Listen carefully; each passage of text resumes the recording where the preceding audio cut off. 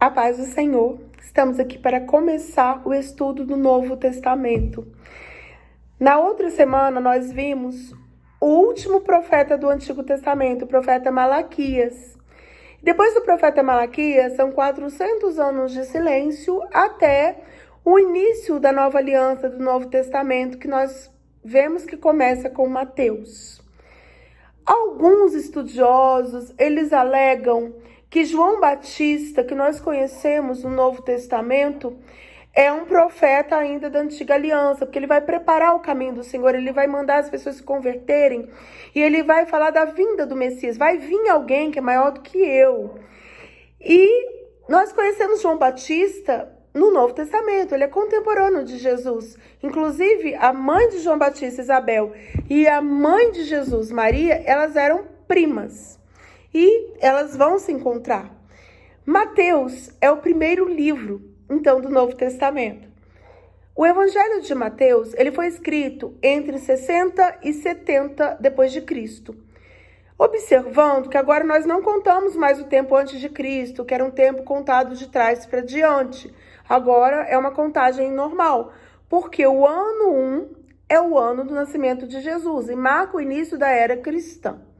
Quem escreveu o livro de Mateus foi Mateus. Mateus também era conhecido como Levi. O Evangelho de Mateus, ele é apresentado como o primeiro evangelho, mas nós não sabemos se ele foi escrito primeiro. Alguns autores, alguns estudiosos vão defender que Mateus, ele vai se basear nos escritos de Marcos. De 661 versículos que existem em Marcos, nós vemos 606 versículos coincidindo em Mateus. Então, alguns estudiosos vão inverter essa ordem, que o livro de Mateus ele não foi escrito primeiro. Então, por que ele aparece primeiro no Novo Testamento? O livro de Mateus ele é muito completo. Ele é bom para aquelas pessoas que nunca leram a Bíblia. Tem pessoas que não leram a Bíblia e querem começar de Gênesis. Só que, na verdade, a Antiga Aliança, o Antigo Testamento, ele representa a sombra do que vai vir. Ele fala das promessas que vão vir. O ápice da Bíblia, o evento mais importante, é justamente a vinda de Jesus. O nascimento de Jesus, o ministério de Jesus, o sacrifício de Jesus. É o mais importante que nós vamos ter na Bíblia. O livro de Mateus, ele começa então com a genealogia de Jesus e ele retrocede até Abraão. E ele vai citando de geração em geração, desde Abraão até chegar em Jesus, para que nós possamos conhecer que todas aquelas promessas, elas estão se cumprindo agora. Todas aquelas promessas que foram feitas desde Gênesis, todos aqueles episódios, aqueles homens e mulheres que viveram, eles vão dar origem a Jesus. Amém? O livro de Mateus, o Evangelho de Mateus, que também é conhecido como Levi, ele traz, então, a concretização das promessas feitas no Antigo Testamento. E ele vai enfatizar essas promessas. O livro de Mateus vai citar muito o Antigo Testamento. Outra característica do livro de Mateus é que ele vai usar a expressão Jesus, filho de Davi. E essa expressão vai aparecer repetidamente no livro de Mateus. E também a expressão reino dos céus, ao invés de reino de Deus, vai aparecer também repetidamente.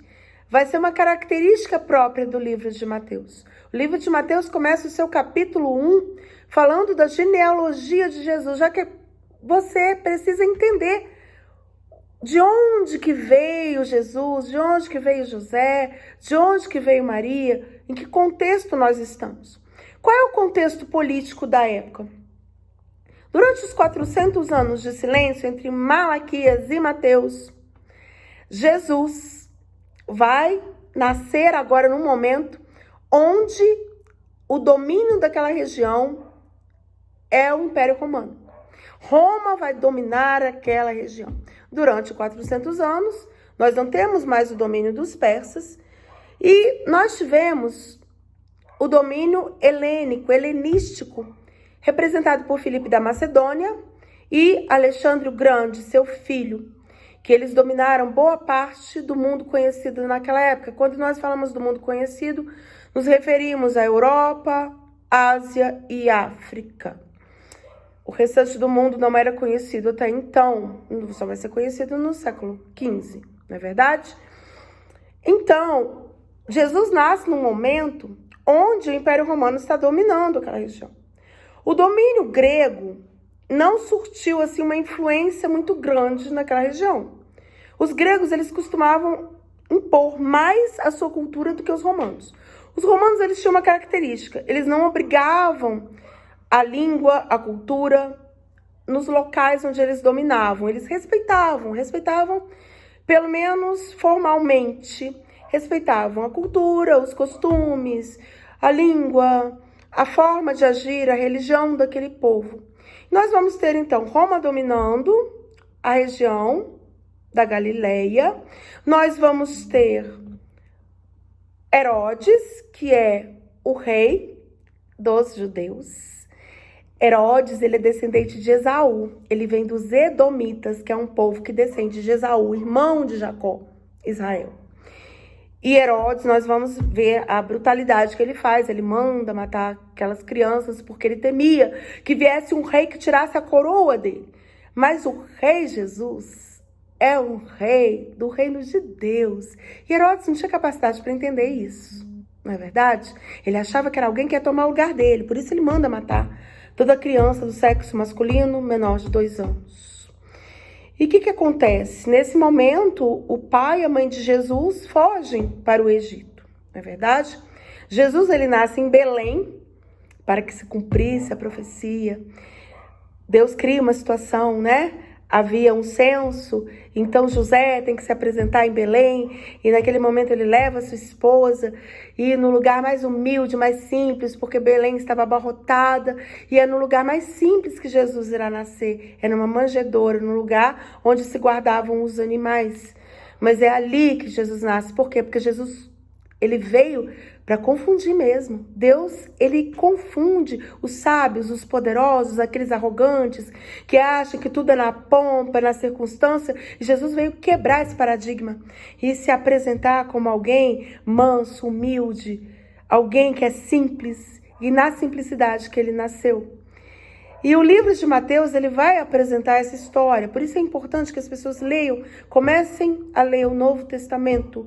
E o Novo Testamento começa pelo livro de Mateus, que explica bem essa trajetória, desde antes ao nascimento de Jesus.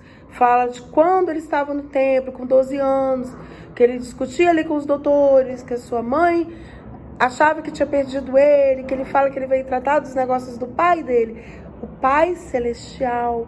E quando nós começamos a ler Mateus, nós vemos essa apresentação minuciosa de Mateus, nós vemos a apresentação desse Deus que é ao mesmo tempo Deus e veio como carne, veio como homem. Nós vamos ver esse primeiro capítulo, que é a genealogia, porque as coisas de Deus, elas se cumprem e elas são apresentadas de uma forma correta para que nós possamos comprovar que o que ele falou anteriormente acontece. Aconteceu, acontece, continua acontecendo.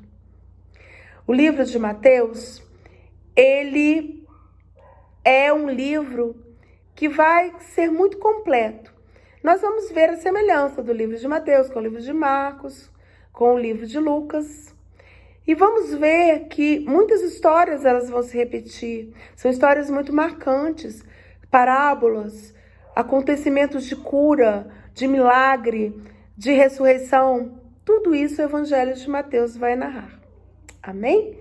Nós vamos continuar estudando Mateus na semana que vem. A paz do Senhor. Continue nos assistindo, dê o seu joinha e siga o nosso canal. Amém? A paz do Senhor.